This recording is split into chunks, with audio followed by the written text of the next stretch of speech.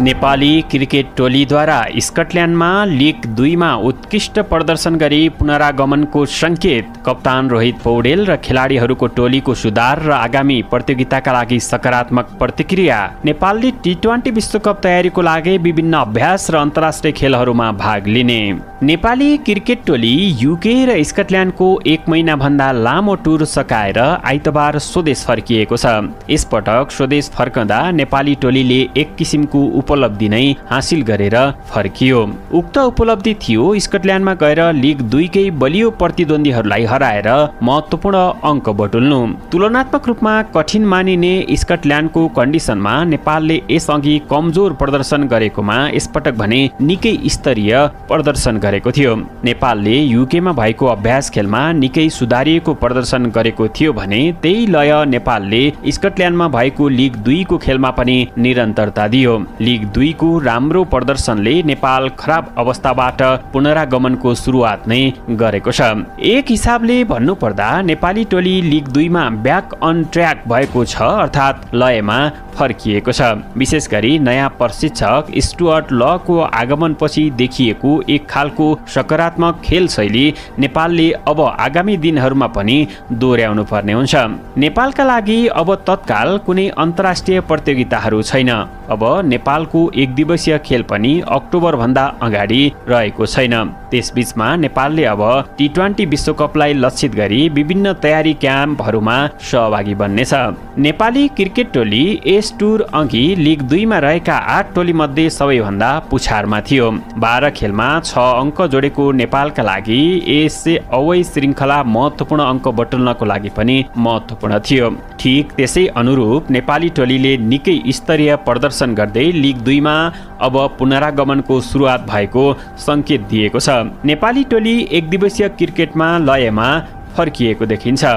नेपाली टोलीले लिग 2 को यस श्रृङ्खलामा 4 खेल मध्ये 3 खेल जितेको थियो। नेदरल्यान्ड्सलाई दुवै पटक हराउँदा स्कटल्यान्डसँग एक खेलमा कीर्तिमानी जित निकालेको नेपालले अर्को खेलमा 2 रनको हार बेहोरेको थियो। समग्रमा भन्नुपर्दा नेपालले एकपक्षीय खेल कुनै पनि हुन दिएन। पराजित हुँदा पनि जितको निकै नजिक पुगेर हारेको थियो। यस बारेमा कप्तान रोहित पौडेलले पनि यस श्रृङ्खला समग्र रूपमा धेरै राम्रो भएको बताएका छन्। यो श्रृङ्खला निकै महत्त्वपूर्ण थियो। सबै खेलाडीहरूले आफ्नो जिम्मेवारी अनुसार खेले, समग्रमा राम्रो नतिजा आएको छ उनले भने। त्यस्तो कन्डिसनमा गएर खेलहरू जितेका छौँ, लिग 2 कै 2 उत्कृष्ट टिमहरूलाई हरायौँ। आगामी सिरिजहरूका लागि पनि त्यसले मद्दत गर्छ।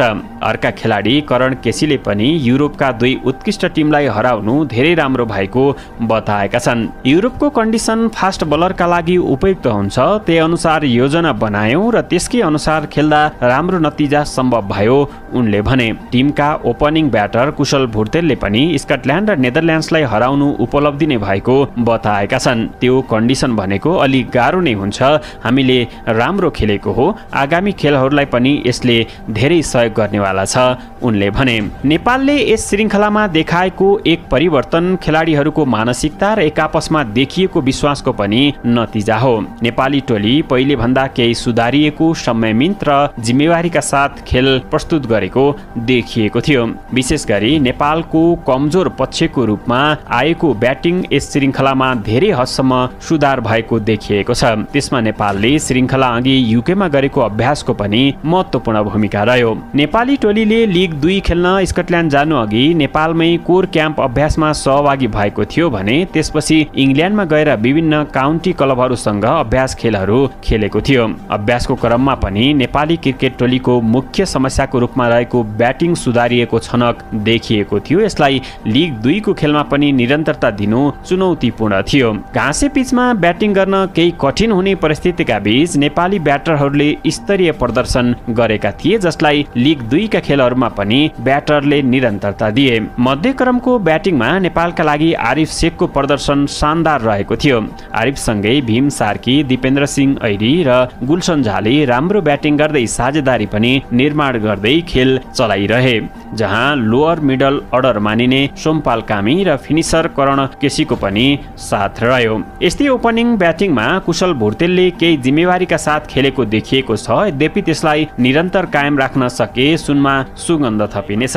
बलिङमा नेपालका गरेका नन्दन यादवले पनि शानदार प्रदर्शन गरेका छन्। यी सबै कुराहरूको पछाडि माइन्ड सेटमा भएको परिवर्तन पनि प्रमुख कारक रहन्छ, जसको श्रेय नवनियुक्त प्रशिक्षक स्टुअर्ट ललाई पनि जान्छ।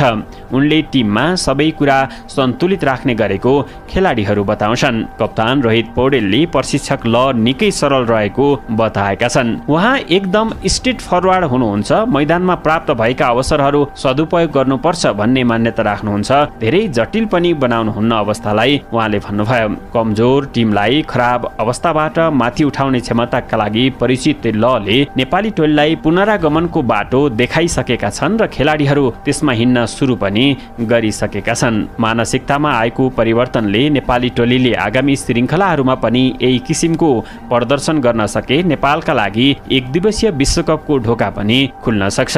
नेपालले स्कटल्यान्डमा लिग 2 खेलिसकेपछि T20I श्रृङ्खला पनि खेलेको थियो, त्यसमा पनि नेपालको प्रदर्शन मिश्रित रह्यो। नेपालले 2 खेल जित्दा 2 खेलमा पराजित भयो।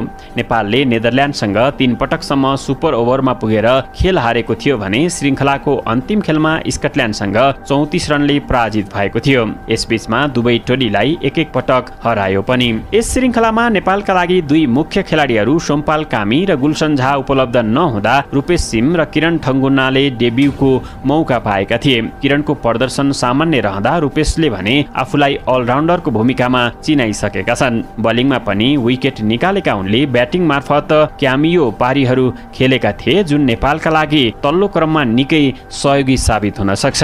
आगामी T20 विश्वकप छनौटका लागि पनि उनले मौका पाउन सक्ने सम्भावना देखाएका छन्। कप्तान रोहित र भुर्तेलले नयाँ आएका खेलाडीहरूबाट पनि राम्रो प्रदर्शन भएको बताएका छन्। जति पनि नयाँ खेलाडीहरू छन् राम्रो गरेका छन्, T20 मा पनि राम्रो खेल्यौं, झन् राम्रो हुनेछ भन्ने लाग्छ भुर्तेलले भने।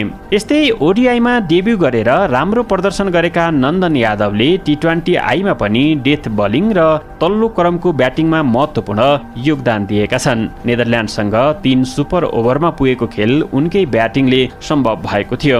उनले निर्धारित खेलको अन्तिम बलमा चौका प्रहार गरेपछि खेल सुपर ओभरमा पुगेको थियो, जहाँबाट नाटकीय रूपमा खेलको नतिजा निस्कन 3 सुपर ओभर कुर्नु परेको थियो। नन्दनले उक्त खेल पहिले नै जिताउन खोजेको बताए। कसैले पनि सोचेको थिएन त्यस्तो 3 वटा सुपर ओभर हुन्छ भनेर।